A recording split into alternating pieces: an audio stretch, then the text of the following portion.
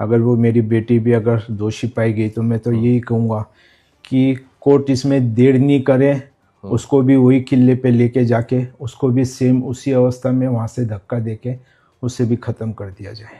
आपकी लड़की कॉन्स्पिरेटर है, ये अभी दिख रहा है प्राइमरी इन्वेस्टिगेशन में। अगर वो कल कल्प्रिट फाइनलाइज होता था तो मतलब वो आरोपी निश्चित हो जाती थी। हाँ तो ठीक है ना, आप सिया को फांसी की सजा दे सकते हो। मैं आप माँ हो उसकी, ये हाँ जी, अगर वो उसने ये मैं तो बोलता हूँ गलत काम किया है तो आप उसे सजा दोगे और जरूर दोगे। देखो, अब अग्रवाल फैमिली का ये कहना है कि सब गोयल्स को ये सब कुछ पता था और इन्होंने ही हमारे लड़के को ट्रैप किया है। ऐसा कुछ भी नहीं है। सब फैमिली हम बहुत अच्छी है और हमारे पूरे फैमिली में ये संस्कार किसी में भी नहीं है। और अगर ऐसा कुछ भी पाया तो मैं तो कहता हूँ कि हमारी पूरी गोयल फैमिली को आप कुछ भी अंदर डाल दो, मुझे चलेगा, फांसी की सजा दे दो। अगर किसी गोयल फैमिली में किसी को भी पता हो ये बात कि बच्चों का ऐसे था, तो अगर आपको रिएक्शन लेना हो तो हम सबको फांसी लगा दीजिए, आप पूरी गोयल फैमिली को। आप बताइए, ऐसा कितनी बार हुआ कि केतन अग्रवाल आपके घर पे आया है, इन दोनों के साथ आपकी बात हुई, या फिर केतन ने आपसे ऐसा कुछ कहा? क्योंकि देखो, स्टेटमेंट में ये तो क्लियर लिखा गया है कि केतन ने उसके पिता विशाल अग्रवाल को बार बार बताया था कि रात को इसके फोन्स बिजी आते हैं, या फिर ये मतलब द वे शी रिस्पॉन्ड्स ऐसा कुछ हो नहीं रहा है।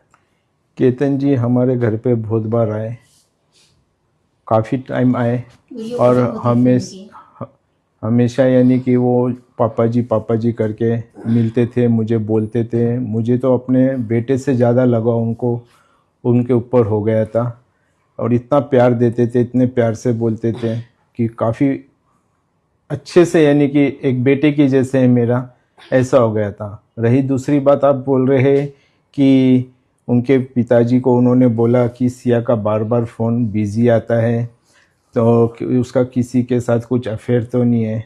तो ये बात उन्होंने पूछनी चाहिए थी मुझसे, या कुछ फ़ोन लगा के ये बात है कि ये बात है, कुछ तो भी उन्होंने मुझसे ये बात पे डिस्कस करना चाहिए था। तो उनका कुछ फ़ोन नहीं अभी तक और कुछ बताया नहीं उन्होंने कि भाई ऐसे ऐसे मेरा बेटा बोल रहा है आपकी बेटी के बारे में।